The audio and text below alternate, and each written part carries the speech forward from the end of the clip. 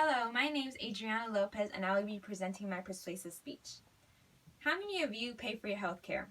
Wouldn't it be nice not worrying about not having health care insurance and be provided with free quality health care? According to the Gallup Share Care Well-Being Index, 11.7% of Americans were uninsured in the second quarter of 2017. That's roughly around 21 million people.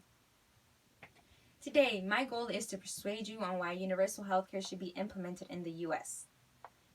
I will discuss 3 reasons why universal health care would be beneficial if it were to be implemented in the U.S. The first reason should be implemented is because it's good for the economy. According to Australian News Nursing Journal 2009 online article, Jerry Jenkins said that if a reform package was based on Medicare, 2.6 million new jobs would be created. Helping the U.S. economy is a great outcome. Now we'll talk about how the universal health care will provide for everyone to have quality health care. According to the Universal Health Care in Different Countries Pros and Cons 2018 online article, universal health care is a system that provides quality health medical services to all citizens no matter their ability to pay. Even though universal health care provides coverage for everyone sounds like a good deal, the best part, it is essentially free. Why I say essentially free is because universal health care runs on taxpayers' dollars. This system is a single payer health care.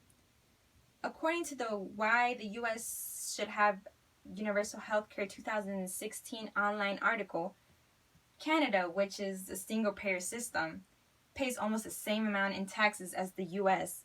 and still the U.S. doesn't have universal health care. If they are the same, like if we are paying the same taxes, we should have already have universal health care. This system, the single payer system, allows for citizens to have health care expenses covered at no cost rather than having no health care at all. Even though universal health care will have a good impact on the economy, provide quality health care for everyone, and it's free, others will argue the effects are quite the opposite. The views of those who disagree believe that the universal health care does not necessarily mean universal access to health care. According to K2 Institute 2009 online article, in practice, many countries promise universal coverage, but ration care or have extremely long waiting lists for treatment. So essentially this means that patients, they're trying to get some specific treatments, and with the universal health care, they have to have waiting lists, so they have to wait in order to get their treatment, which is a really downside, because what if that patient really needs a treatment and they can't because they're already like the 10th in line or like the 100th and 200th, so on. The views of these who, despite on the downside, you can see if universal health care were to be implemented, it could have many positive effects, so why not have it? Today, my goal was to persuade you to see why universal health care should be implemented in the U.S. The first idea I talked about was that it was good for the economy. The second reason was that it allows for everyone to have health care, and the third reason is because it's free. There will be people who disagree with me.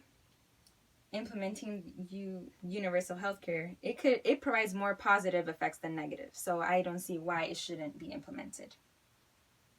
So let's make a change and tell our government we want universal health care.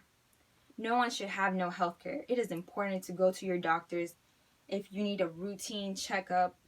You should not avoid taking a trip to doctors if you fear to receive a medical bill in the mail. Universal health care is the solution.